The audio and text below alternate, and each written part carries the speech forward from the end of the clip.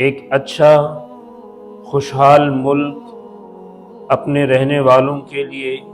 اللہ کی طرف سے مغفرت کا ذریعہ بنتا ہے کہ بے شک قوم سبا کے رہنے والوں کے لیے ان کے گھروں میں ایک نشانی تھی۔ وہ دو باغ دائیں اور بائیں طرف، ان سے یہ کہا گیا کہ اللہ کی ان دی ہوئی روزی کو کھاؤ اور اللہ کا شکر ادا کرو، تمہارا ملک ایک اچھا اور خوشحال ملک ہے اور تمہارا رب بخشنے والا رب۔ میں جس نشانی کا ذکر اللہ تعالیٰ نے قوم سبا کے لیے فرمایا وہ حکومت کی طاقت اور حالات کے تغیر کو ظاہر کرتی ہے جو زمانے کے گزرنے کے ساتھ ساتھ بدلتے رہتے ہیں۔ یہ وجہ ہے کہ ہم بطور ملیشیا کے شہری اللہ تعالیٰ کی ان ان گنت نعمتوں، امن اور خوشحالی کا شکر ادا کریں۔ ملیشیا کو مختلف قوموں اور ثقافتوں کے امتزاج سے اللہ تعالیٰ نے نوازا ہے جو اس کی آپس کی ہم آہنگی، آپس کے اتحاد اور آپس کی محبت کا ایک ثبوت ہے۔ معزز سامعین و حضرات، ملیشین ڈے کا جشن ہمارے لیے ایک موقع ہونا چاہیے کہ ہم اتحاد کی نعمت پر شکر ادا کریں، یکجہتی کو مضبوط بنانے کی کوشش کریں۔ اس موقع کو استعمال کریں تاکہ ہم اپنے عزم کو تازہ کریں کہ یہ ملک ہمیشہ بھلائی کی طرف بڑھتا رہے۔ ہمیں ہمیشہ ایک پرامن ملک بنانے کی ذمہ داری اٹھانی چاہیے اور اسے اسلام کے پرچم کو بلند کرنے کا میدان بنانا چاہیے۔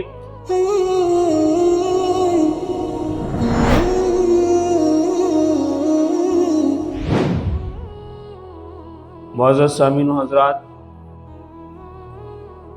16 ستمبر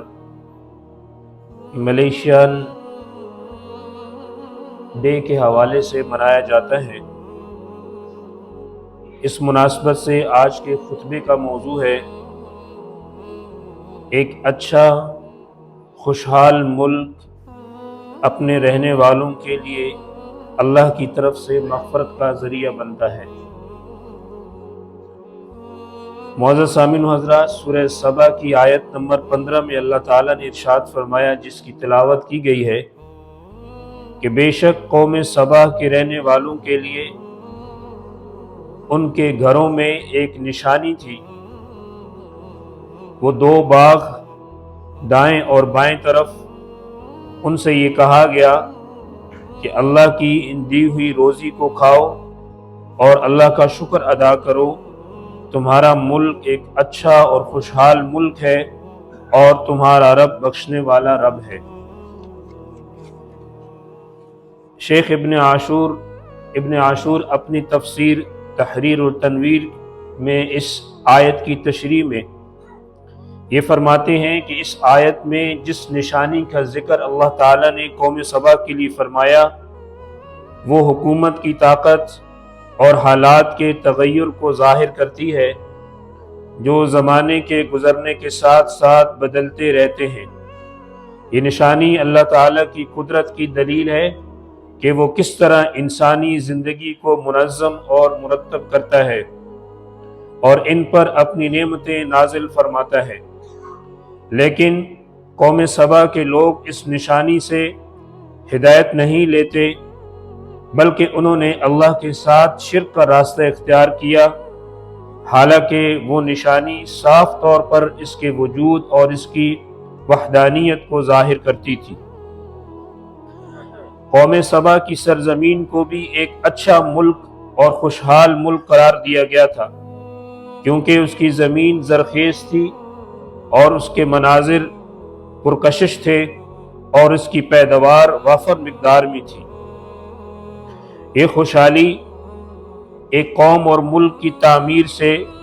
ممکن ہوئی، ایک قوم اور ملک کی کوشش سے ممکن ہوئی جس نے اس کی ریاست کی معیشت کو مضبوط کیا۔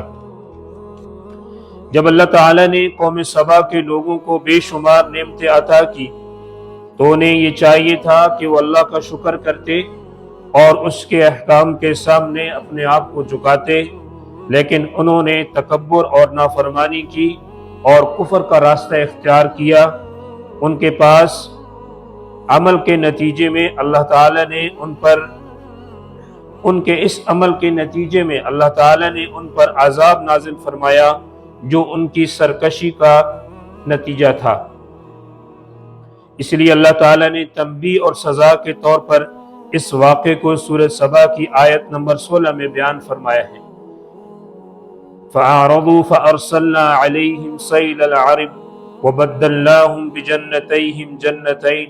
ذَوَاتَيْ أُكُلٍ خَمْطٍ وَأَثْلٍ وَشَيْءٍ مِّن سِدْرٍ قَلِيلٍ۔ اللہ تعالیٰ ارشاد فرماتے ہیں، جس کا مفہوم یہ ہے، لیکن قوم سبا کے باشندے، قوم سبا کے رہنے والے لوگوں نے اللہ تعالیٰ کی عظمت کی نشانیوں سے منہ موڑ لیا۔ پھر اللہ فرماتے ہیں، ہم نے یعنی اللہ تعالیٰ نے ان پر عرم کا بڑا سیلاب بھیج دیا، تو ان کے باغات جو پہلے سرسبز و شاداب تھے، اللہ تعالیٰ نے ان کے بدلے ایسے باغات دے دیے جو صرف کیل اور کانٹے اور کڑوے پھل والے درخت بن گئے، کم پھل دینے والے کھجور کے درختوں اور تھوڑے سے بیری کے درختوں پر مشتمل تھے۔ معزز سامعین و حضرات، یہ آیت اس بات کی وضاحت کرتی ہے کہ طویل عرصے تک خوشحالی اور آسودگی اور زرخیز زمین کی پیداوار سے لطف اندوز ہونے کے بعد قوم سبا کے لوگ آخرکار اللہ تعالیٰ کی نعمتوں کا شکر ادا کرنے میں غافل ہوئے، اور ان کی اس تکبر بھری عادت اور بے رخی نے اللہ کی نشانیوں سے منہ موڑ لیا، جس کی وجہ سے اللہ تعالیٰ کا غصہ ان پر نازل ہوا، اور خوشحال اور خوبصورت ملک ایک پلک جھپکنے کے اندر ویران ہو گیا۔ بڑے سیلاب سے تباہ ہو کر صرف کڑوے پھل والے درخت وہاں باقی بچے، اور کم پھل دینے والے کھجور کے درختوں اور بے فائدہ پودوں سے وہ باغات بھر گئے۔ اور یہ تمام تبدیلیاں ان کے اس نافرمانی، ان کی اس ناشکری اور ان کے اس کفر کی پاداش میں اللہ تعالیٰ نے عذاب کی شکل میں نازل فرمائی۔ معزز سامعین و حضرات، بحیثیت مسلمان سورہ سبا کی آیت نمبر 15 اور 16 سے ہمیں عبرت حاصل کرنی چاہیے۔ یہ بجا ہے کہ ہم بطور ملیشیا کے شہری اللہ تعالیٰ کی ان ان گنت نعمتوں، امن اور خوشحالی کا شکر ادا کریں۔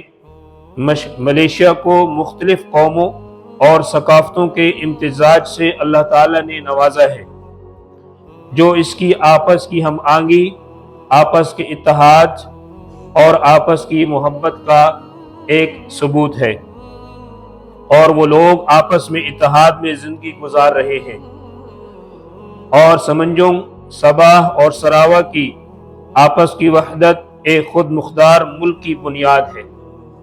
یہ سب اللہ تعالیٰ کی عطا ہے، جن پر شکر بجا لانا ہم سب کے لیے ضروری اور لازم ہے۔ معزز سامعین و حضرات، ہر سال ملیشیا ڈے کا جشن یعنی 16 ستمبر کا جشن ہمارے لیے ایک موقع ہے کہ ہم آپس میں اتحاد اور یکجہتی کے معنی پر غور کریں جو قائم ہوئی ہے، اور اس خوشحالی پر جو میں اللہ نے نازل کی ہے ہمارے اوپر صرف زبانی شکر گزاری کافی نہیں، اصل شکر گزاری اس وقت ہوگی جب اس پر ہم عمل کریں گے، جب ہم عمل میں آپس کی ہم آہنگی کو، آپس کے تعلقات کو اور آپس کے اتحاد کو محفوظ رکھیں گے، اور دیانت اور امانت کے اصول اپنائیں گے اور انصاف کو قائم کریں گے۔ صرف اسی طرح ہم اتحاد کی نعمت کو ہمیشہ کے لیے محفوظ رکھ سکتے ہیں۔ معزز سامعین و حضرات،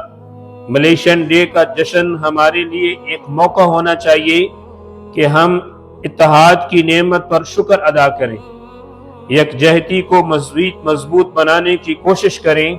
اس موقع کو استعمال کریں تاکہ ہم اپنے عزم کو تازہ کریں کہ یہ ملک ہمیشہ بھلائی کی طرف بڑھتا رہے۔ اس کوشش سے ہم امید کرتے ہیں کہ ہمارا ملک ملیشیا اس غفلت سے محفوظ رہے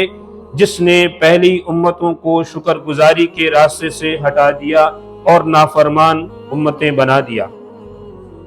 معزز سامعین و حضرات، ملیشیا کی طاقت آپس کا اتحاد ہے۔ اس کی خوبصورتی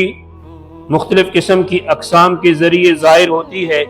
اور اس کی بزرگی اس وقت حاصل ہوگی جب اس کے رہنے والے عوام ایمان، تقوی، خلوص، پاکیزہ اور اچھے اخلاق اور آپس کی اتحاد اور ہم آہنگی کے تحفظ میں سنجیدگی سے کاربند رہیں گے۔ جب تک یہ سب قائم ہے، اللہ تعالیٰ ملیشیا کو اپنی رحمتوں کے سائے میں رکھے گا اور ایک اچھا ملک بننے کی صلاحیت اللہ تعالیٰ اس کے اندر رکھے گا۔ ایک اچھے اور خود مختار اور خوشحال ملک کا معیار صرف جسمانی ترقی نہیں ہوتا، بلکہ عوام کے اخلاق، عوام کا کردار سے بھی ظاہر ہونا چاہیے کہ ایک اچھا ملک وہ ہے جس کے شہری اور مسلمان عمدہ اور اچھے اور پسندیدہ اخلاق کے مالک ہوں، ایک دوسرے کی مدد کرتے ہوں، اللہ کے گھروں کو آباد کرتے ہوں اور اہل سنت والجماعت کے عقیدے پر کاربند ہوں۔ لہٰذا ہم میں سے ہر ایک پر ذمہ داری ہے کہ ہم ملیشیا کی تعمیر و ترقی میں اپنا حصہ ڈالیں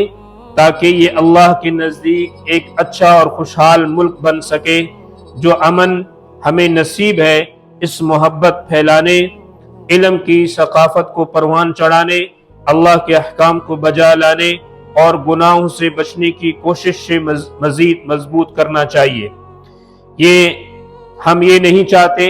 کہ ہمارا ملک ملیشیا صرف جسمانی طور پر ترقی یافتہ ہو، مگر روحانیت اور اخلاقی پہلو سے خالی اور پسماندہ رہے۔ معزز سامعین و حضرات، اس جمعے کے خطبے کے اختتام پر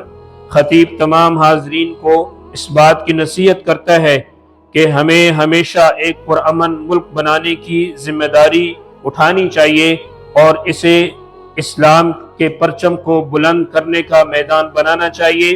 ساتھ ہی ہم آپس کی ہم آہنگی اور اتحاد کو بھی محفوظ رکھیں، کیونکہ یہی ملیشیا کی کلیدی طاقت ہے۔ مسلمانوں کے طور پر وطن سے محبت کو نیک اعمال اور اچھے اخلاق کے ذریعے ظاہر ہونا چاہیے، نہ کہ صرف نعرے بازی، سلوگن یا خطابات کے ذریعے۔ آئیے ہم دعا کریں اللہ تعالیٰ سے کہ ہمارے درمیان ایمان کی روشنی میں بھائی چارہ مضبوط قائم کرے اور ہمیں ہر کھلے اور پوشیدہ گناہ کی آفت سے محفوظ رکھے، جیسا کہ آپ صلی اللہ علیہ وسلم نے حدیث میں فرمایا: اللہم الف بین قلوبنا واصلح ذات بیننا واہدنا سبل السلام ونجنا من الظلمات الى النور وجنبنا الفواحش ما ظہر منها وما بطن۔ اے اللہ ہمارے دلوں کو ایک کر دے، ہمارے باہمی تعلقات کو درست فرما، ہمیں سلامتی کے راستے کی ہدایت دے، ہمیں تاریکیوں سے نکال کر روشنی کی طرف لے آ اور ہمیں ہر برائی سے محفوظ فرما، خواہ وہ ظاہری برائی ہو یا باطنی برائی ہو۔ جزاک اللہ خیر۔